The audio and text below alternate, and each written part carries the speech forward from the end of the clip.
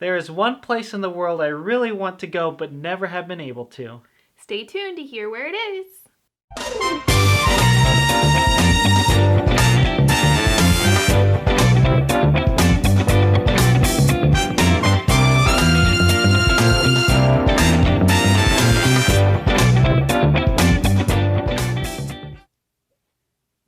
Welcome everyone to Around the World with Joshua and Alyssa, and we are glad that you're back with us again.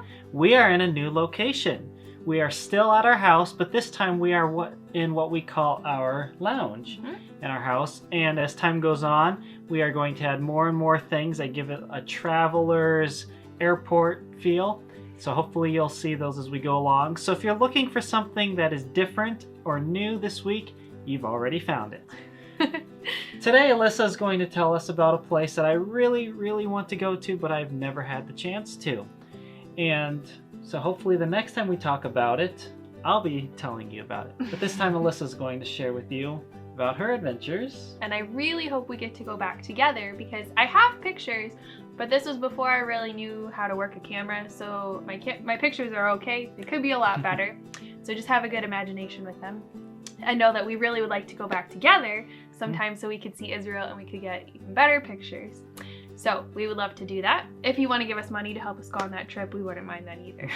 Thank you. You're welcome. So our new country that we're going to talk about is the country of Israel, and today we're going to start in Jerusalem.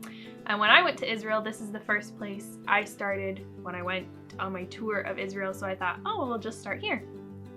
This is overlooking the Kidron Valley. This is from the edge of Jerusalem, and you'll see that mountain on the left. That is the Mount of Olives. So that's a really important mountain from the end of the story of Jesus here on earth, and it's also really important for where he's going to be coming back someday. So this is the Kidron Valley. We're looking at the valley from what would have been David's palace. So King David from the Old Testament, and these are ruins from his palace, which is pretty cool. They're still around. Those are some old rocks. Yes, there's a lot of old rocks in Israel. Lots and lots and lots of old things. Oh, I was also going to mention back in this picture too. Do you see all those houses and stuff on the right? That is like a Muslim district. So all of Jerusalem is divided up into different like quadrants in a sense. So you'll walk into one area and it would be all Jews, and another area will be all Muslim, and another area will be, there's one other main group of people out there, but now I can't remember it. So it's really interesting to see how they just gather together, and because the Jews and the Muslims are so different, they don't always intermix in certain locations, especially where they live. They're really stacked in there too. Yeah. Wow. They are.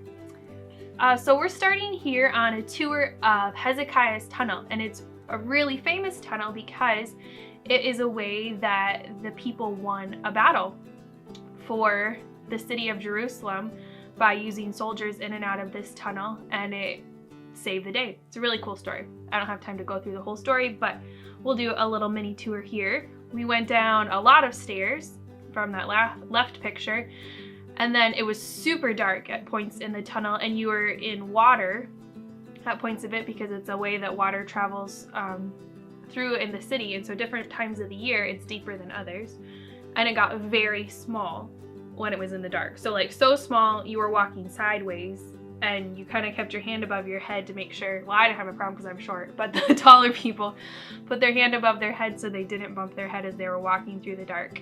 And then we came out, and that's what the right picture is, showing where we came out, which would have been right at the edge of the city. So you'd have been down into the valley side of it. And it was a great way to provide supplies and help for the people when they were trapped in the city at one point. Originally, how did they get down there without those steps? Did they have ladders, or? I don't think they talked about that part. Or maybe like the steps have worn away in time. Maybe they were like those rocks that you saw from from King David's castle. But that was really exciting. If you look at that picture too, it's kind of hard because of the lighting, but you can see that I'm wet.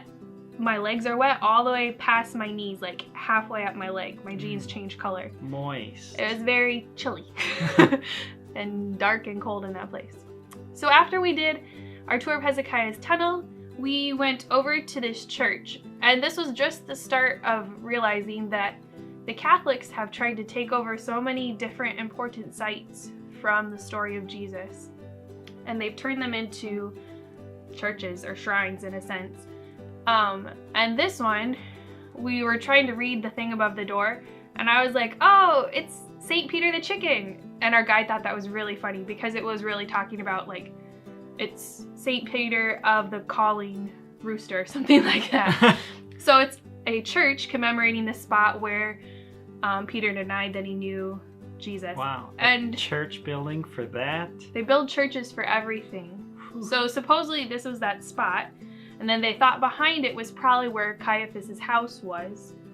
Well, you know, all kind of part of this church. The church was like built over top of it. Okay. So according to the Catholics, which we don't, this may be, it may not be, they think this was the part of Caiaphas's house where Jesus would have been held while they were doing the trial. So it's kind of like a downstairs basement-y area, and they think he probably was beat here as well. So walking out from the back of Caiaphas's house is this view of Jerusalem. So it's mostly in ruins now. The view that you're probably used to seeing of Jerusalem is from the other side.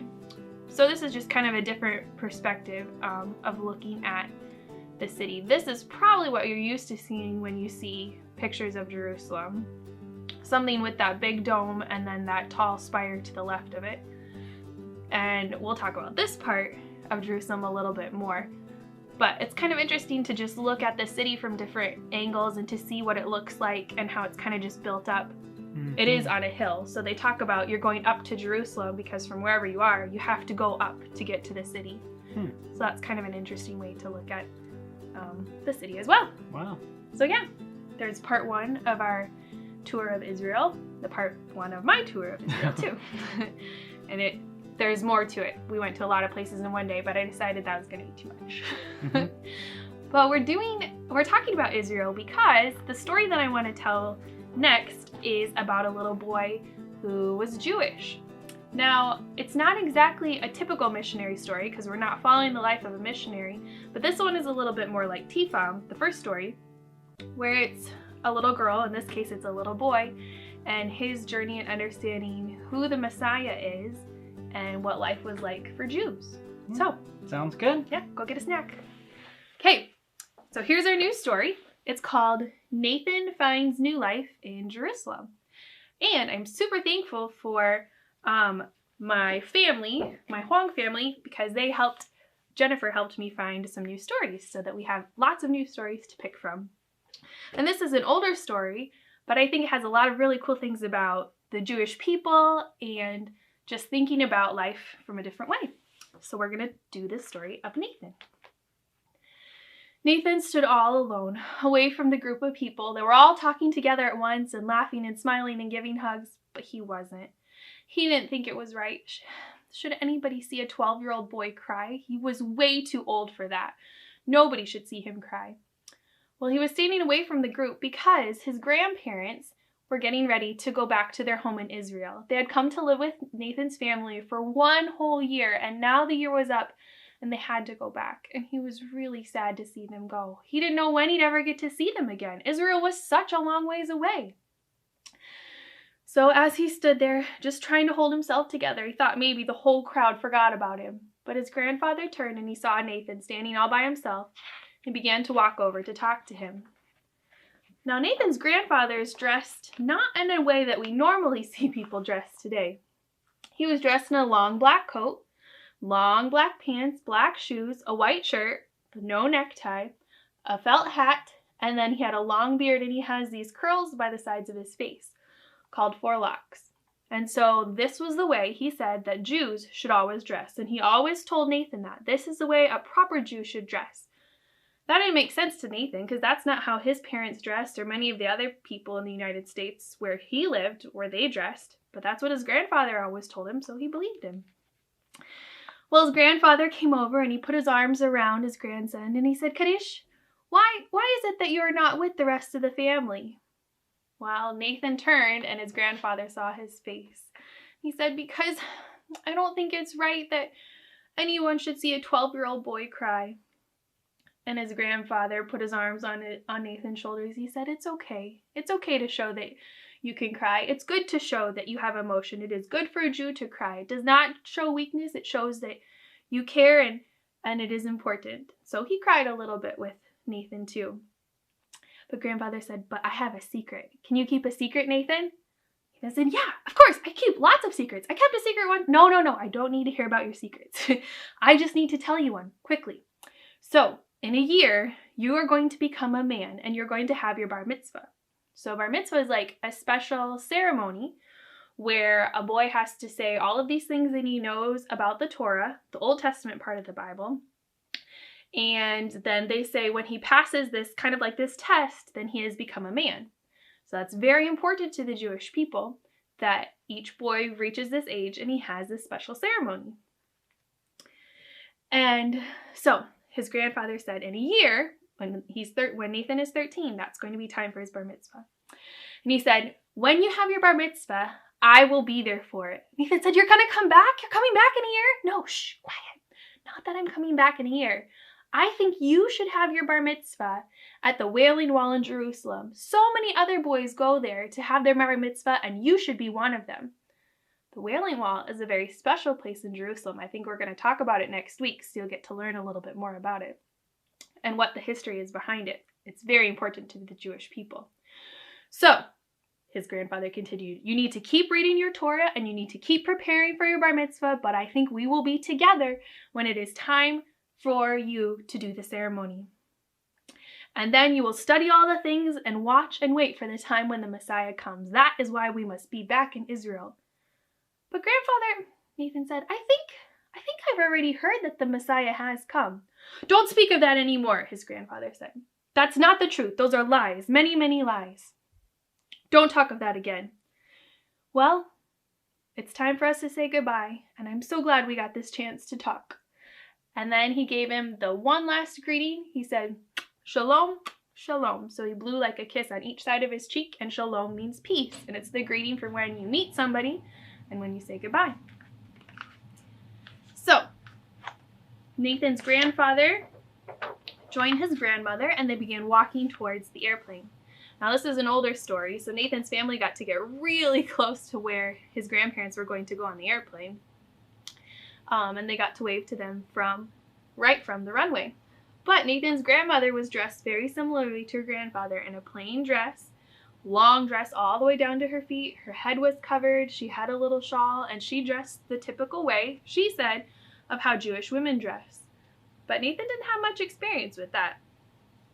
Well, they all began to say their goodbyes and wave. Grandfather didn't turn around, so Nathan suspected maybe he was crying a little bit too. But he also wondered, he had heard about the Messiah and that he had come already, but his grandfather was so sure he hadn't. I wonder what the real story is behind the Messiah. And you're going to have to come back next week to hear more about Nathan and the Messiah and how his grandfather is going to be around somehow for Nathan's bar mitzvah, coming up in about a year. Nice. Yeah. Okay, today we are going to give you an update on one of our missionaries, one of my family members, and they are Andrew and Janae Gonerman in Japan. So here they are. Andrew is the one on the left, and Janae, his wife, is on the right, and there are two kids there in the middle. So cute. And we asked them, what has COVID life been like for you in Japan? Because it's really easy for us just to think about what life is like here in America and not realize that it can be quite different in another country.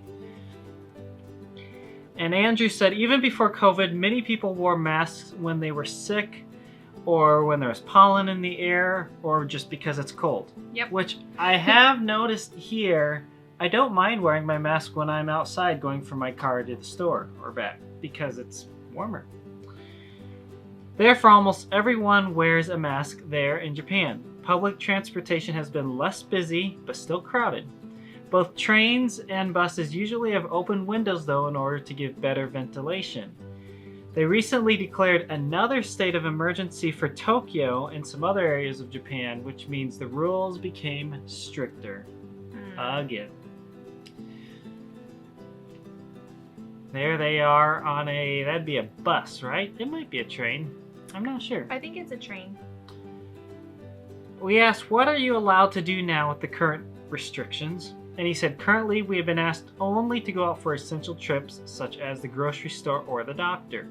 However, Jonah still gets to go to school every day, and they are thankful that they can go on walks and they can play at the parks. At church, most of the extra events and ministries have been canceled. Up until recently, they were able to continue their Sunday morning worship and their prayer meeting, but as of this week, they have been moved online. Many Japanese classes all their classes have been online since spring, their language classes. And although class is a little bit harder that way, they enjoy not having to travel to class, and they're glad that they don't have to wear masks while they're learning Japanese. Because learning another language without seeing somebody's mouth move is very hard. Really hard. It's really hard to like talk on the phone to someone who speaks a different language. Oh, so speaking to somebody through a mask would be even worse. Yes. So in that way, the online classes have been good. We asked, are the kids in your able to go back to school or play together? He said the older children seem to have more restrictions. They recently learned that elementary students are not allowed to talk during lunch. Aww. But Jonah still can at his school. Masks and social distancing are also used, but they still see them playing outside. And overall, it seems like the children are playing and spending time together like normal.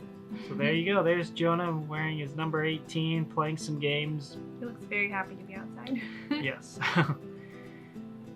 We asked if there has been anything that has been surprisingly beneficial during this whole time. He said, I think people in churches have learned to be more flexible, which is interesting that for that perspective, rather than trying to find new ways to do this, or trying to find ways to get around and rules and do things the same way, they've tried to think of ways to do things a little differently. They've noticed that churches and businesses have begun to do more with websites and videos, and they think this is good. It's important, especially for churches, so that they can share the gospel with people who may not want to visit church or may be busy with work, which in Asia, wouldn't be a surprise that there are a lot of people that way. I asked if COVID has delayed any of their long-term ministry plans, and he said not really. It has slowed down their language learning, but that should only have minimal effects on their long-term plans. If anything, it probably has increased their interest in online ministry ideas that they would like to do in the future. And I think that's been for a lot of different missionaries and churches and has been beneficial, like he says. Family updates. They are looking forward to the birth of their baby boy sometime soon. Jonah is 5 and working on reading English and a bit of Japanese. He enjoys playing sports at the park, as we saw earlier, whether that was at the park or at school. He enjoys doing that. And Isla, age 3, likes to draw, color, and play with her dolls. We asked how we could pray for them, and he said, please pray for the birth of our baby, especially since the doctors don't speak English. Ah. Fun. That's gonna be different. But that is why they're learning Japanese. Please pray for our church as we learn new ways of holding online services. And also pray for the T family and the Y family. You don't necessarily give the names of the people that you're serving with, because that for privacy reasons and respect issues. And so just the T family and the Y family. They do not know Jesus, but have become good friends of the Gunnermans. And so they've had some opportunities to share about God with them. And they're praying just to be able to keep building that relationship, and that God would be seen through them, and that would open up an opportunity to talk with them more about God. Mm-hmm. It's kind of cool to see how they're doing and hear. This is, I think, our third update from them. that we've done Yeah. so far. We did them in the very first episode, and then several weeks ago we gave a short update on them. So It's exciting. Yeah. We'll have to let you know when their baby boy arrives. We'll celebrate with them. Uh-huh. But you can definitely be praying for them, and hopefully they'll be able to communicate well with their doctor and then just their church and their ministry. Yep. Thanks so much for watching. Hope you enjoyed all the new things to look at this week. And make sure you come back next week so we can talk a little bit more about Israel, have some more of our story, and we'll share about another missionary and their ministry. Yeah. Thanks so much. We will see you then. Yep. Bye.